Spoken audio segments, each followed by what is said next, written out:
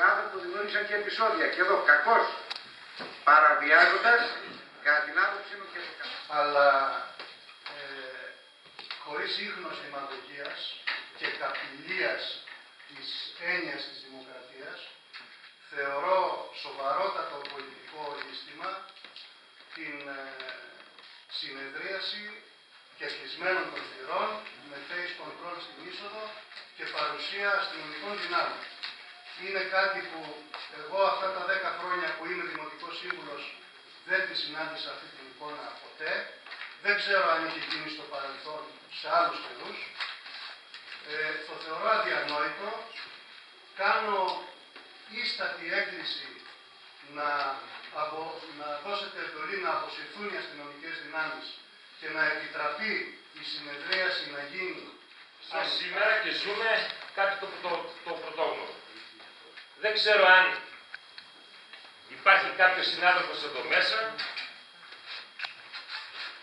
που αισθάνθηκε όμορφα την ώρα που επιχείρησε να μπει στο Δημαρχείο, στην αίθουσα όπου θα γινόταν η συνεδρίαση και θα γίνει η συνεδρίαση του Δημοτικού Συμβουλίου. Βέβαια, κυρία Πρόεδρε, εδώ και αρκετό καιρό έχουμε επισημάνει ότι κάτι δεν πάει καλά με τη λειτουργία και του Προεδρείου, για την οποία έχετε τεράστια ευθύνη. Κάποτε η Κυρένη ήταν ο χώρος που γράφτηκε αυτό το ποίημα. Επειδή είστε άνθρωπος που διαβάζει, παρακαλώ καθίστε σήμερα, δέστε το και κοιταχτείτε μετά στον καθρέφτη. Ευχαριστώ. Το έγραψε περιμένοντας τους βαρβάρους. Όχι περιμένοντας τους βαρβάρους, ψυχές μαραγιασμένες από δημόσιες αμαρτίες. Καταγγελία για όλους αυτούς που περιστήχιζαν την πολιτική ηγεσία της Ελλάδας. Αυτή είναι η πραγματικότητα. Υπάρχει μια καλή εξέλιξη για να διευκολύνεται να συνεδριάσει το σώμα και να διευκολύνεται και το μέλλον.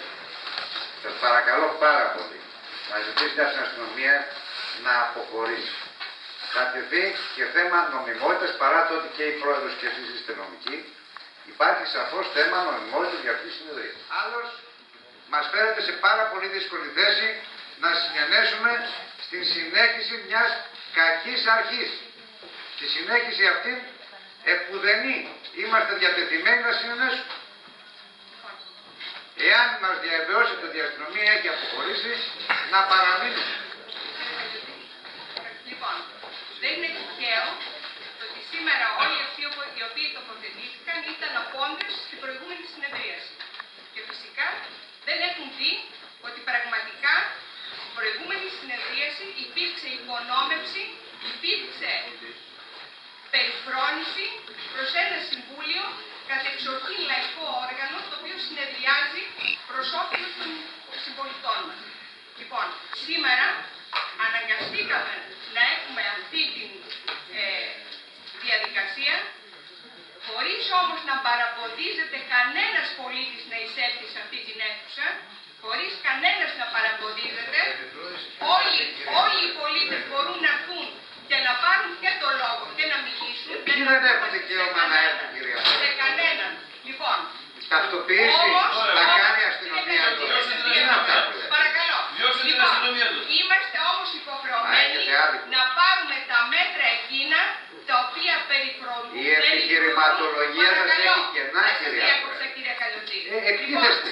Σας προστατεύω, εκτίθεστε. Και προστατεύουν το θεσμό του Δημοτικού Συμβουλίου. Λοιπόν, Κυρία Πρόεδρε, συγγνώμη λίγο. Έχει κόσμο απ' έξω.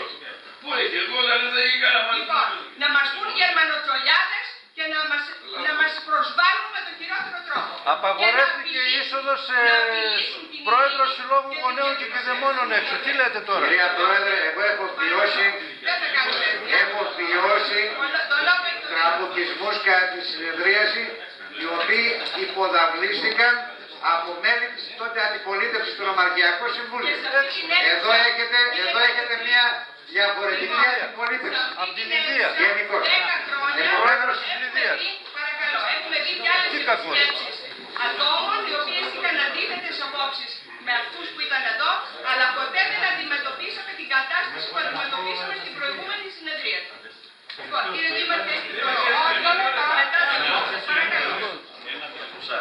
5 ανθρώπους και 15 αστυνομικούς.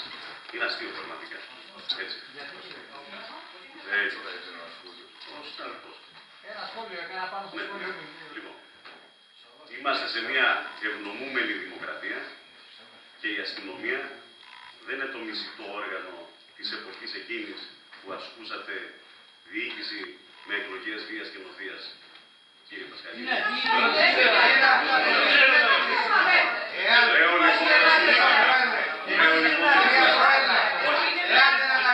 Λέω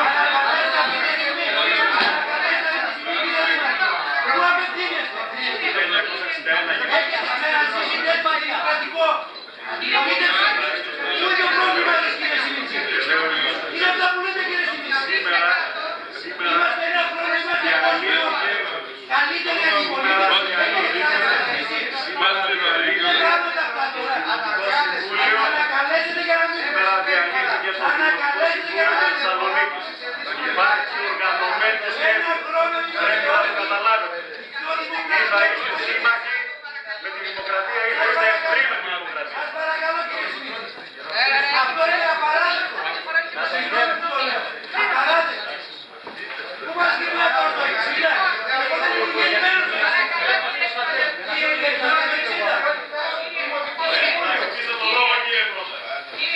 Σε κουμπικούς δεν απευθύνομαι το λόγο.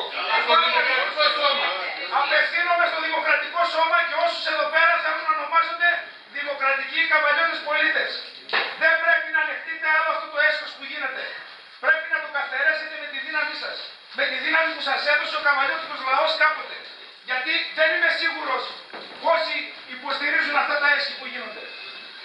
Καθένας που παραμένει εδώ υποστηρίζει μια δημοκρατία που τέτοια είχαμε να ζήσουμε από το 1974. Ο Δήμαρχος επέλεξε. Έξω εδώ υπάρχουν αστυνομικοί με πολιτικά. Θέλετε να συνεδριάζετε και να λέτε ότι ελεύθερη την πουλήση αποφασίσατε. Κάνετε λάθος. Σήμερα καταλύεται η δημοκρατία. Είμαι πολίτης, ήθελα να παρακολουθήσω τη συνεδρίαση όπως έχω το δικαίωμα και αύριο θα κατατεθεί μήνυση και αγωγή. Ίσως χθες τα βρίζατε και μας λέγατε και τα τρολιάτε. Εγώ Δεν ξέρω, ήταν η... δεν κάνω κουβέντα. Σήμερα θέλετε να συνεδριάσετε με την αστυνομία που έχει το λόγο.